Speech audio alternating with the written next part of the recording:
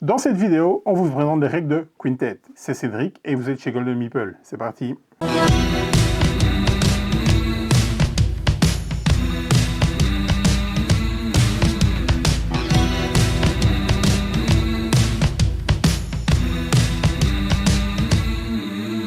Quintet est un jeu de billes de Yasuyuki Nakamura. Il est illustré par Nakataisa. Il est édité chez Merry Andrew Works. C'est pour 3 à 4 joueurs, pour des parties d'à peu près 40 minutes à partir de 10 ans. C'est Thomas qui vous explique les règles. Quintet est un jeu de pli en must-follow pour 3 et 4 joueurs.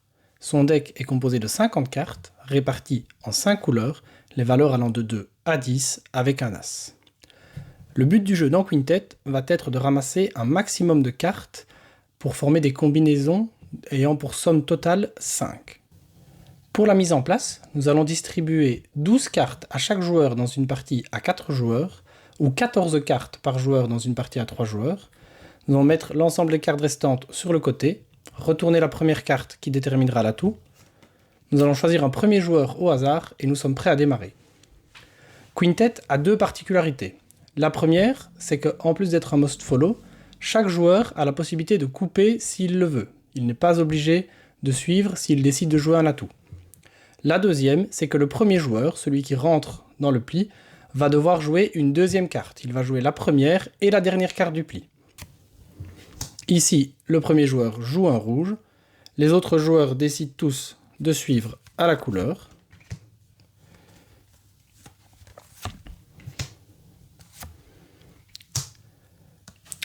Ici, le premier joueur n'est plus leader du pli, mais il a la possibilité, il doit jouer une deuxième carte. Il va donc jouer ceci et remporter le pli, l'As étant la carte la plus forte. Il aurait pu très bien aussi, s'il le souhaitait, couper, et le résultat était le même. Il remportait le pli. Une fois qu'un pli est terminé, le joueur qui l'a remporté va ramasser l'ensemble des cartes du pli et les séparer en 2 piles.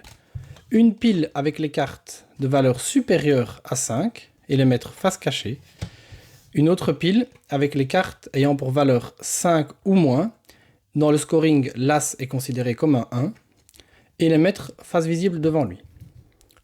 On va jouer ainsi plusieurs plis jusqu'à ce qu'un joueur pose sa dernière carte. Dans ce cas, 2 possibilités. Soit le premier joueur sait jouer sa deuxième carte dans le pli. Dans ce cas-là, on passe au scoring classique. Par contre, si le premier joueur ne peut pas jouer sa deuxième carte, il est automatiquement exclu de la manche et ne scorera pas. Les autres joueurs, eux, vont regarder leurs mains s'ils ont encore des cartes restantes. Toutes les cartes ayant une valeur inférieure à 5, ils vont pouvoir la rajouter dans leur scoring. Les cartes qui ont une valeur supérieure à 5, elles, sont écartées du jeu. Pour le scoring, chaque joueur va regarder ces 2 tas, le tas face cachée et le tas face visible.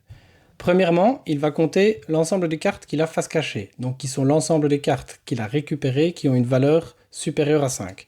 Il va les compter. Ici, il y en a 6, et par ensemble de 5, les joueurs vont perdre un point. Donc ici, 5, il perd un point. Il en a une, il ne sait pas former un deuxième total de 5, elle ne compte pas. Il va donc perdre un point. Pour ce qui est du scoring positif, on va regarder toutes les combinaisons possibles qu'il a pour former des valeurs de 5. Ici, il sait former des valeurs de 5, dans différents cas. Pour chaque collection, nous allons regarder le nombre de cartes utilisées. Ici, 2 cartes utilisées pour former la collection, pour former 5, 2 points. 3 cartes, 3 points. 2 cartes, 1 point. Une seule carte, 1 point. Le meilleur scoring étant d'avoir les 5 As. 5 cartes pour former 5 points, c'est donc le maximum. On additionne l'ensemble des points, on n'oublie pas de soustraire son négatif et nous avons le scoring de la manche. Nous allons jouer autant de manches que de joueurs à table. À la fin, les joueurs additionnent leurs points des différentes manches et celui qui a le plus grand total remporte la partie. En cas d'égalité, nous allons regarder qui a le plus grand total sur la dernière manche. Si c'est encore égalité, nous regardons les joueurs ayant eu le moins de pénalités à cette dernière manche. Et si c'est encore égalité malgré ça, les joueurs se partagent la victoire. C'est tout pour moi. Merci d'avoir suivi l'expli de Quintet et à bientôt sur Golden Meeple. Merci Thomas. Vous savez à présent jouer à Quintet. Vous le retrouverez sur notre site www.goldenmeeple.be dans la rubrique import ou dans la rubrique jeu de pli. Prenez le pli. Salut!